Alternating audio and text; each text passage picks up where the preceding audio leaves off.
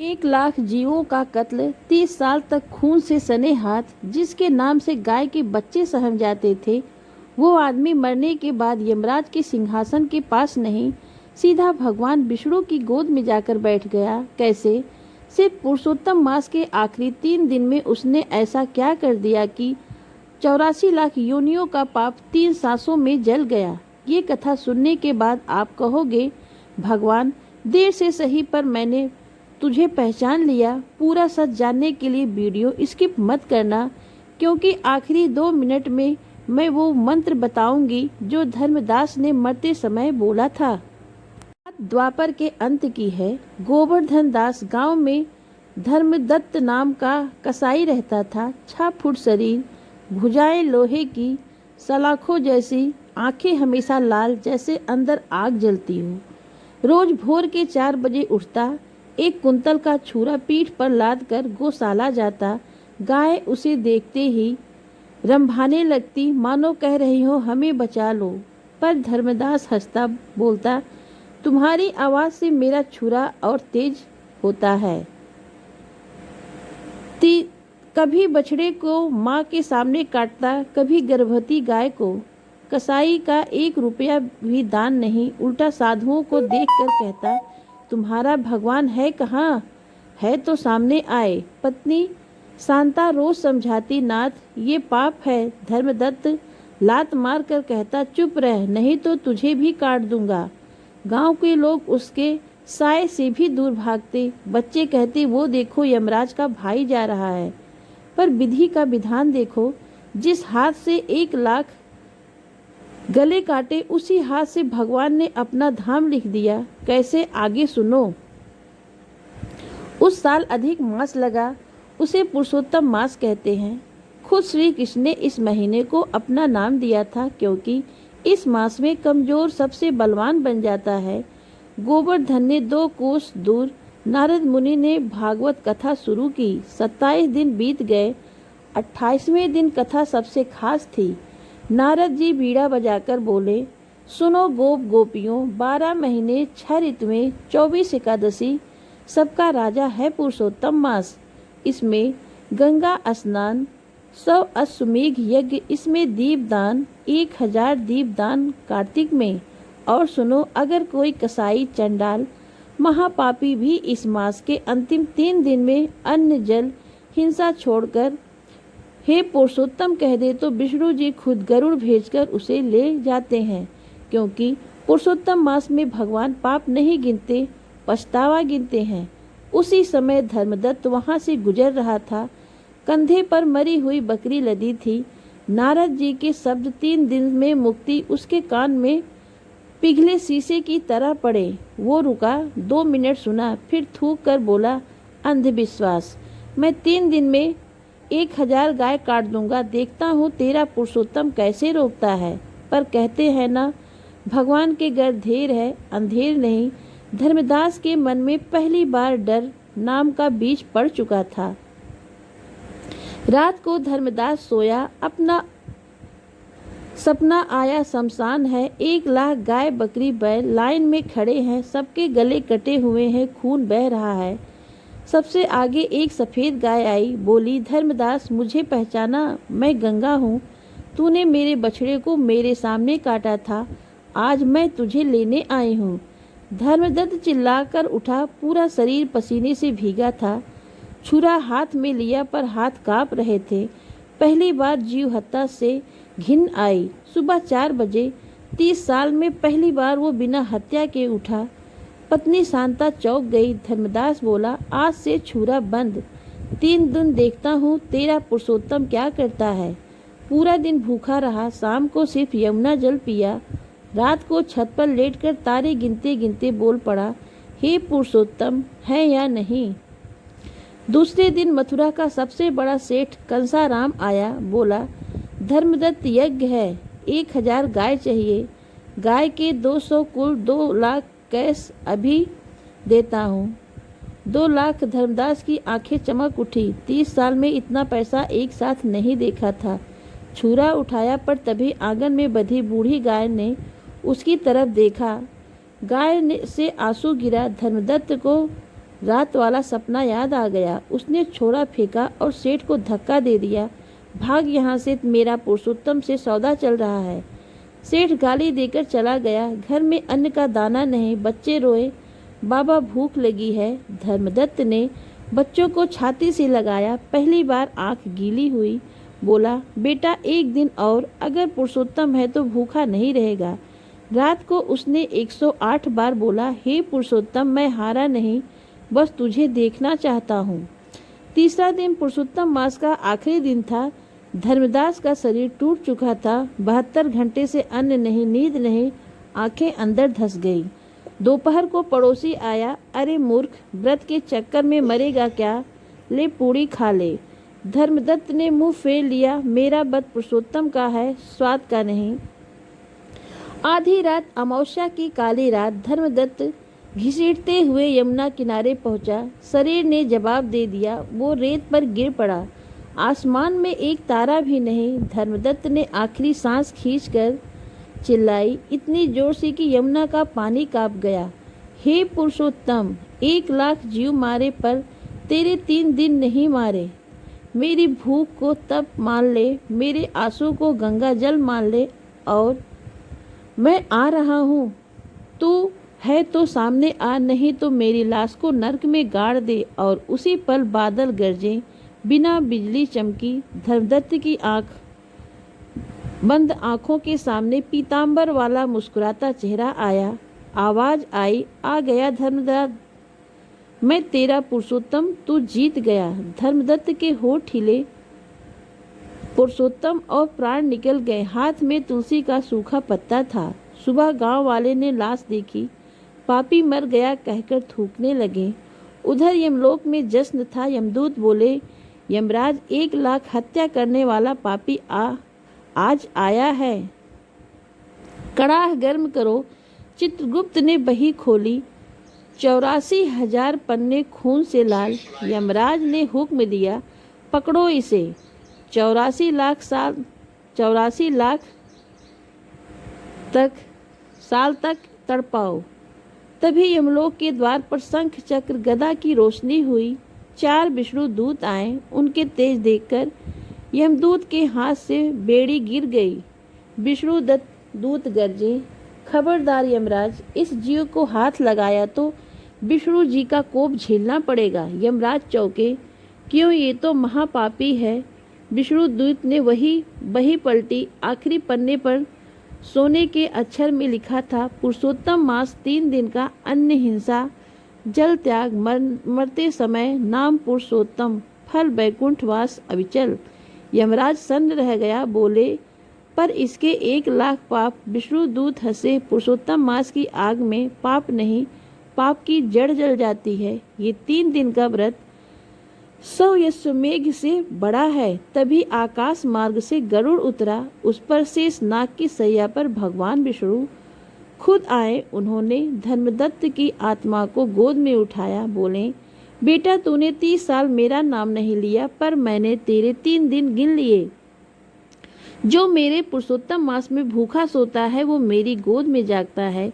धर्मदत्त को पीतांबर कौस्तुभ मणि पहनाकर बैकुंठ ले गया। यमराज हाथ जोड़ते देखते रह गए। दोस्तों, ये कोई कहानी नहीं है। पद्म पुराण पुरुषोत्तम मास महात्म्य अध्याय 3 श्लोक 42 से 58 तक में साफ लिखा गया है, त्रिदिनम समूप्स एवं मम नाम गिड़न त्यजते सायति परम धाम मम लोकम सनातनम। मतलब, जो पुरुषोत्तम मास में 3 दिन तक व्रत करके मेरा नाम लेते हुए प्राण त्यागे, वो मेरा सनातन धाम आता है। तो आप क्या कर सकते हैं?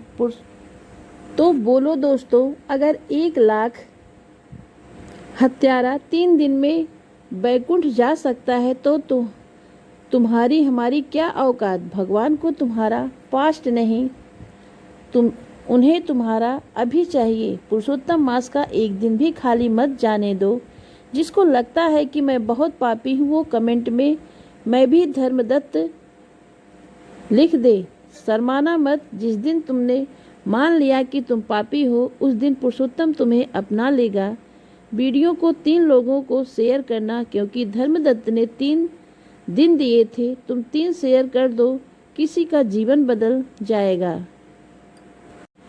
एक पिता ने अपने जवान बेटे की लाश को कंधे पर उठाया, शमशान ले जा रहा था। तभी बेटे ने आंखें खोली और बोला, पिताजी मुझे नीचे उतारो, मुझे पुरुषोत्तम भगवान बुला रहे हैं। मरा हुआ बेटा जिंदा कैसे हुआ? कौन सा ऐसा पाप था जिसने 25 साल के लड़के को मार डाला? और पुरुषोत्तम मास के 3रे अध्याय में ऐसा क्या लिखा है कि यमराज को भी अपने फैसले बदलने पड़े?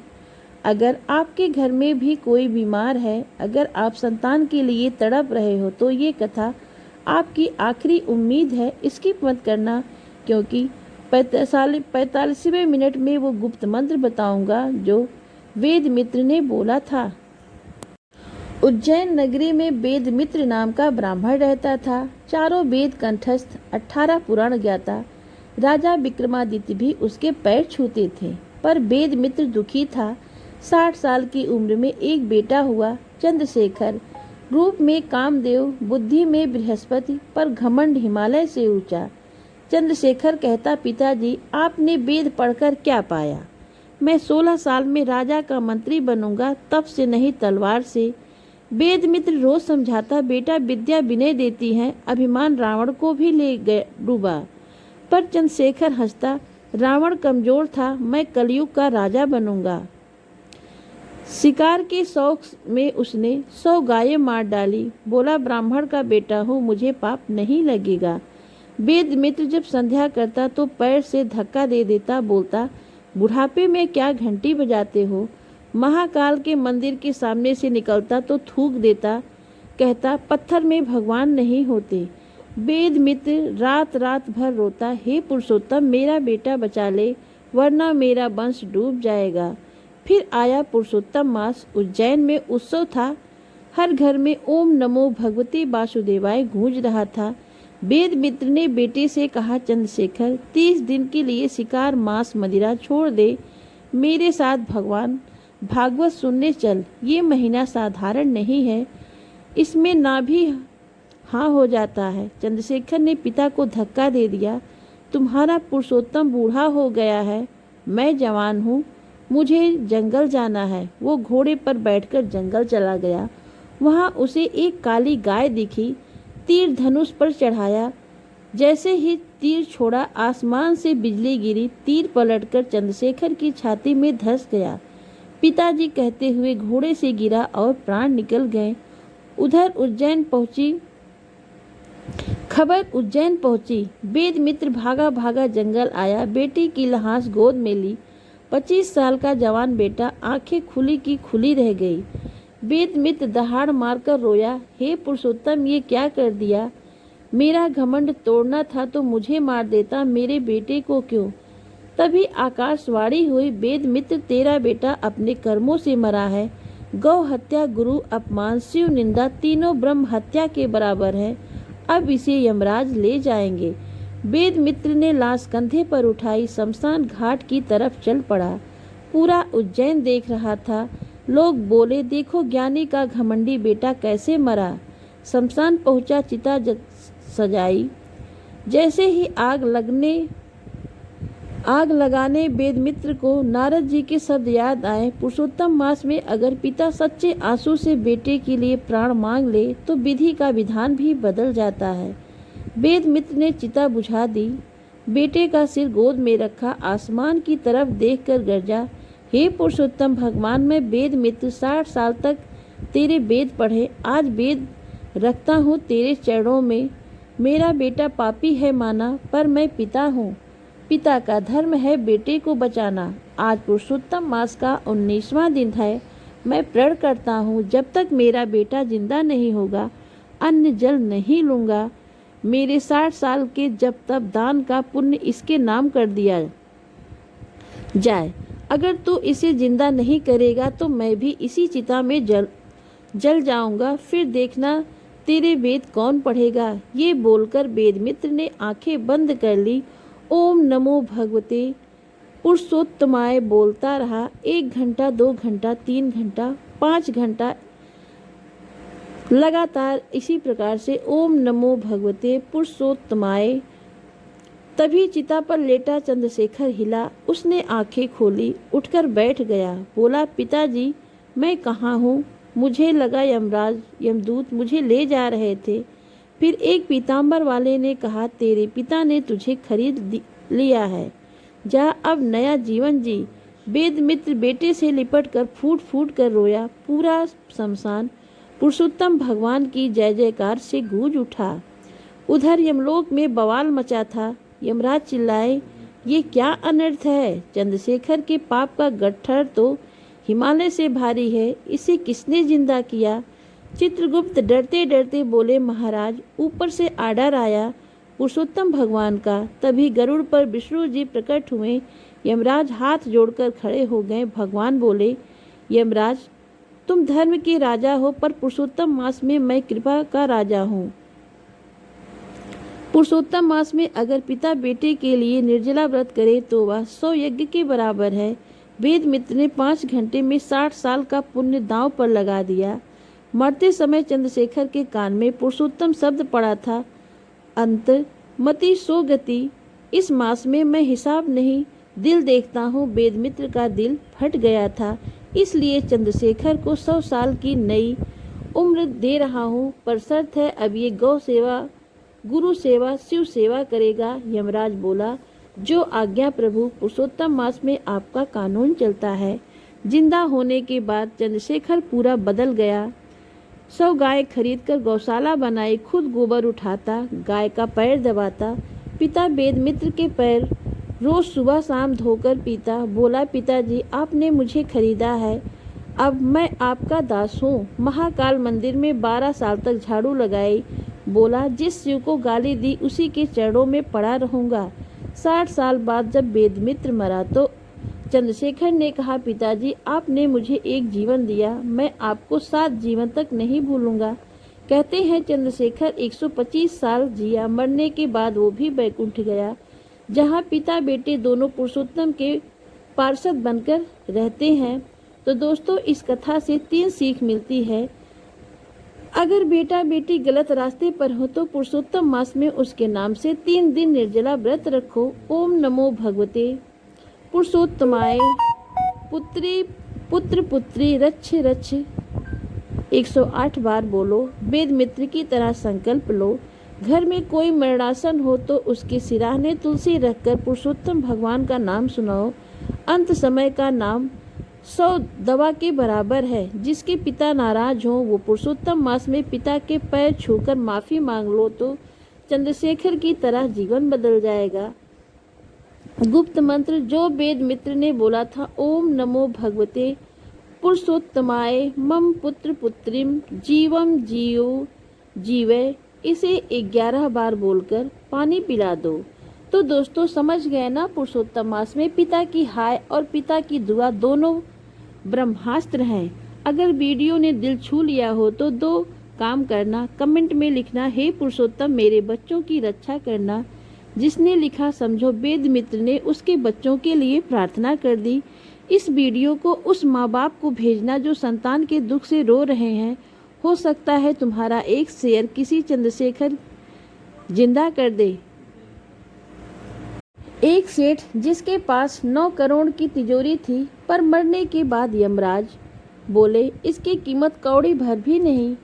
वही कंजूस सेठ सिर्फ पुरुषोत्तम मास के 7 दिन में ऐसा क्या कर गया कि भगवान विष्णु ने ये मेरी तिजोरी का मालिक बनेगा। व्यापारी हो, दुकान नहीं चल रही हो, कर्ज बढ़ रहा हो, तो ये कथा तुम्हारे लिए कुबेर का खजाना है अंत तक, क्योंकि 40 मिनट में वो व्यापारी का मंत्र बताऊंगी जो धनी राम ने बोला था। उसके बाद उसकी तिजोरी कभी खाली नहीं हुई। कन्नौज नगरी में धनी राम नाम का एक सेठ रहता था।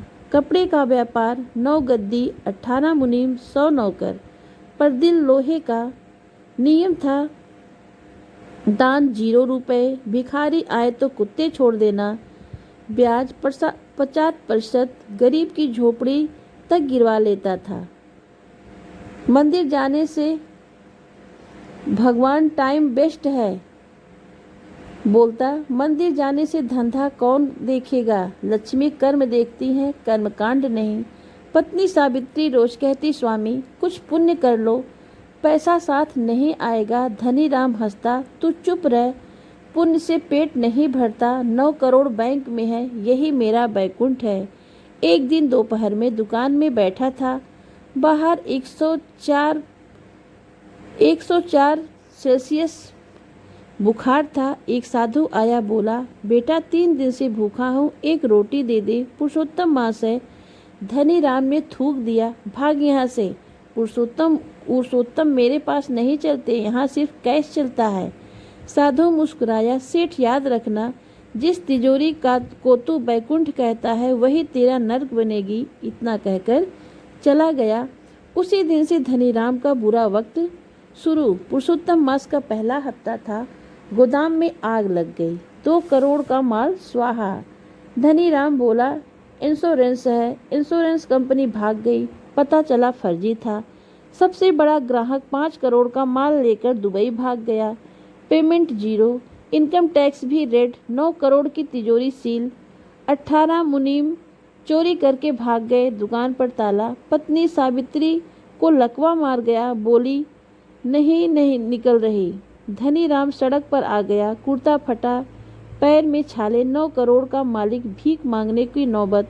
शाम को वही साधु फिर मिला। धनी राम पैरों में गिर पड़ा, महाराज बचा लो, मैं बर्बाद हो गया। साधु बोला, सेठ तूने पुरुषोत्तम का अपमान किया, ये महीना गरीब का नहीं घमंडी का दिवाला निकालता है।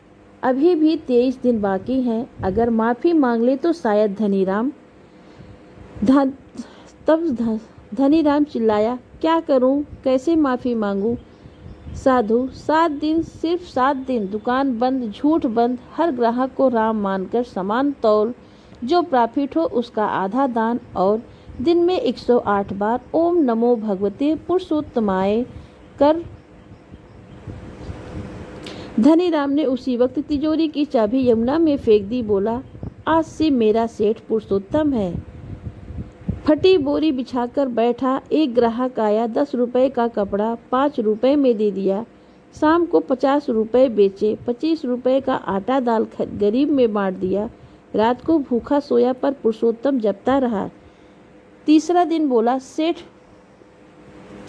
लोग बोले सेठ पागल हो गया है, पर 10 ग्राहक आए। धनी राम हर किसी के पैर छूता। ग्राहक नारायण है, बिना नापे कपड़ा दे देता। 100 रुपए बेचे, 50 रुपए से विधवा की दवाई ले दी। 5वां दिन चमत्कार। जो सेठ 5 करोड़ रुपए लेकर भागा था वह रोता हुआ आया, बोला, धनी राम, दुबई में मेरा जहाज डूब गया, मैं कंगाल हो गया। पर रात को सपने में किसी ने कहा, जिसका पैसा खाया है उसी के पैर पकड़। उसने 5 करोड़ प्लस 1 करोड़ ब्याज वापस किया। धनी राम ने 6 करोड़ में से 3 करोड़ उसी दिन दान कर दिया। गौशाला, अस्पताल, प्याऊ। रात 12 बजे धनी राम मंदिर आया, भगवान के सामने गिरकर बोला, हे पुरुषोत्तम, 9 करोड़ खोकर समझ आया, तू ही सबसे बड़ा व्यापारी है। तू एक आंसू के बदले बैकुंठ देता है। ये सौदा तो मेरा बाप भी नहीं कर सकता। आज से मेरी हर सांस की कमाई तेरी, प्रॉफिट तेरा नाम। तभी मूर्ति मुस्कुराई, आवाज आई, धनी राम, तू पास हो गया। कल से तेरी दुकान का नाम होगा पुरुषोत्तम वस्त्र भंडार। 7 दिन के बाद धनी राम का धंधा ऐसा चमका कि कन्नौज का राजा भी उसका ग्राहक बन गया।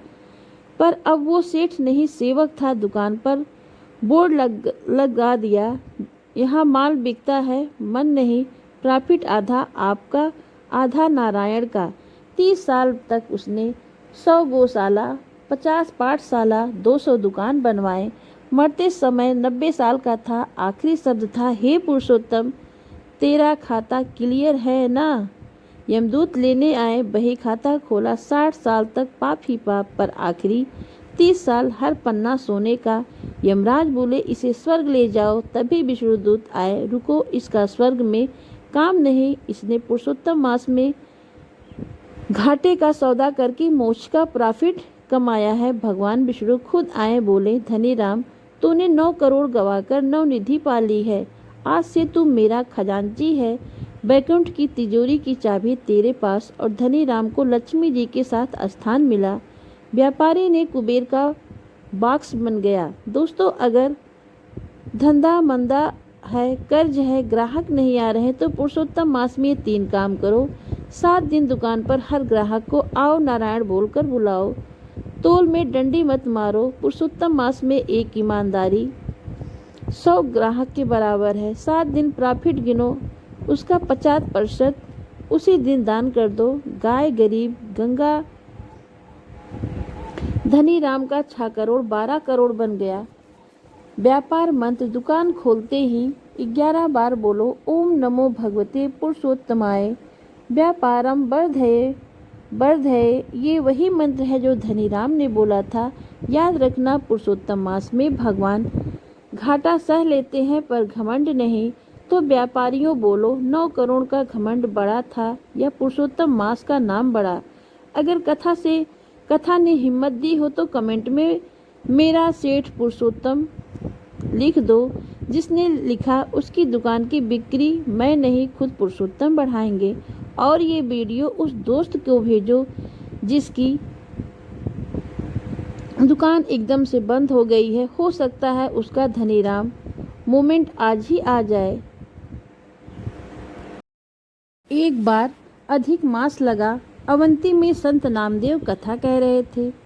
तुलसी छुपकर मंदिर की सीढ़ी के नीचे बैठी कथा सुनती। 29वें दिन नामदेव जी बोले, सुनो माताओं बहनों, पुरुषोत्तम मास विधवा का नहीं, विष्णु प्रिया का महीना है। इसमें जिस औरत का दुनिया का सुहाग उजड़ गया हो, वो अगर पुरुषोत्तम को पति मान ले तो भगवान खुद उसकी मांग भरते हैं। सबरी जूठे बेर से, कर्माबाई खिचड़ी से, मीराबाई जहर से पुरुषोत्तम को पा गई। तुम्हें क्या चाहिए? तुलसी की आंख भर आई। रात को घर गई, पुरानी पेटी खोली, 30 साल पुरानी दुल्हन की लाल चुनरी निकाली। आधी चूहे कुतर गए थे। उसी रात उसने 1 लोटा जल लिया, तुलसी का पत्ता तोड़ा और छत पर चिल्लाई, हे पुरुषोत्तम, दुनिया ने कहा मैं विधवा हूँ। आज से तू बोल, अगर तू मेरा है तो कल साबूत दे, नहीं तो मैं यमुना में कूद जाऊंगी। ये सफ़ेद साड़ी बहुत भारी है भगवान। अगला दिन पुरुषोत्तम मास का आखिरी दिन अमावस्या। सुबह 4 बजे तुलसी नहाई, उसी कुतरी हुई लाल चुनरी को धोया, अपनी सफ़ेद साड़ी फाड़ी, बोली आज मौत का दिन है, सुहागन बनकर मरूंगी। डिब्बे में 30 साल पुराना सिंदूर था, पत्थर बन गया था। थूक से गीला करके मांग भरी, बोली ले पुरुषोत्तम तेरे नाम का। बांस की फटी चूड़ी पहनी, बोली सोना नहीं पर नीयत सोने की है। काला धागा लिया, तुलसी का पत्ता बांधा, बोला ये ही मेरा सोना है। श्रृंगार करके शीशे में देखा, 47 साल की विधवा 16 साल की दुल्हन लग रही थी। सीधा पुरुषोत्तम मंदिर गई। पुजारी रोका, ए मनहूस अंदर मत जा। तुलसी दहाड़ी, आज मुझे कोई नहीं रोकेगा, आज मेरा पति बुला रहा है। अंदर गई, मूर्ति के सामने घूंघट डाला, अपनी फटी चुनरी मूर्ति को पहना दी, बोली सुनो पुरुषोत्तम, 17 दिन के लिए विवाह किया था दुनिया वाले ने। आज तू मेरा 100 जन्म का पति। ये ले मेरा सुहाग, ये ले मेरी मांग, ये ले मेरी जिंदगी। अगर तू नहीं आया तो तेरी मूर्ति के सामने जान दे दूंगी। फिर लोग कहेंगे कि पुरुषोत्तम की दुल्हन मर गई। इतना कहकर वो आरती का दीपक उठाकर जहर पीने वाली थी। तभी मंदिर की मूर्तियों से ज्योति निकली। 4 भुजा वाले पुरुषोत्तम प्रकट हुए। भगवान ने तुलसी का हाथ पकड़ा, रुक जा पगली, इतनी जल्दी विधवा क्यों हो रही है? जिसका पति पुरुषोत्तम हो वो कभी विधवा नहीं होती। भगवान ने अपने गले से माला निकालकर तुलसी को पहना दी, बोले आज से तेरा नाम विष्णु प्रिया तुलसी। और औरत पुरुषोत्तम मास में मुझे पति मानती हैं, उसकी मांग मैं खुद भरता हूँ। तभी यमदूत आए थे लेने। भगवान गरजे, खबरदार, इसके बही खाते मत खोलना। जिसकी मांग में मेरा सिंदूर हो वही मेरी अर्धांगिनी है। लक्ष्मी के बगल में इसका स्थान है। पुजारी गांव वाले सब देखते रह गए। जो 30 साल गाली देते थे वो पैरों में गिर पड़े। तुलसी 11 साल तक जिंदा रही। रोज मंदिर में मूर्ति का श्रृंगार करती। मरते समय बोली, मेरा सुहाग अमर है। मरने के बाद विमान आया, तुलसी को लाल जोड़े में बैकुंठ ले गया। कहते हैं आज भी बैकुंठ में तुलसी जी के साथ, लक्ष्मी जी के साथ तुलसी जी झूला झूलती हैं। बहनों, अगर किस्मत ने सुहाग छीन लिया हो तो, समाज ने मनहूस कह दिया हो तो पुरुषोत्तम मास में ये 3 काम करो। मास के आखिरी 3 सफेद साड़ी पहनो, पर मन में लाल चुनरी। 108 बार बोलो ओम नमो भगवते पुरुषोत्तमाय, मम सुहागम देहि देहि। निर्जला व्रत करके शाम को पुरुषोत्तम की मूर्ति या फोटो को अपनी चुनरी पहनाओ। कहो, ले प्रभु आज से तू मेरा। इस मास में एक दिन 5 सुहागन को चूड़ी सिंदूर बिंदी दान करो। जो बांटेगा उसका कभी नहीं उजड़ेगा। याद रखना, दुनिया का सुहाग 17 दिन का था, पुरुषोत्तम का सुहाग 17 जन्म का। तो ये मेरी माँ बहनों, रोना बंद। मांग में सिंदूर नहीं तो क्या हुआ, नियत में पुरुषोत्तम है ना। जिसको लगता है मैं अकेली हूँ, कमेंट में मेरा पति पुरुषोत्तम लिख दे। शर्माना मत, जिस दिन लिख दिया उसी दिन तुलसी की तरह तेरी डोली बैकुंठ के लिए उठ जाएगी। इस वीडियो को उस बहन तक पहुँचा दो जो विधवा होने के बाद टूट गई है। हो सकता है उसका एक शेयर उसकी मांग फिर से भर दे। तो प्रिय बहनों, यह वीडियो अगर आप लोगों को अच्छी लगी हो तो वीडियो को लाइक करना, चैनल को सब्सक्राइब करना। मिलते हैं आपसे हम फिर कल अधिक मास अध्याय 4 की कथा में। वीडियो पूरा देखने के लिए आप सबका बहुत बहुत धन्यवाद।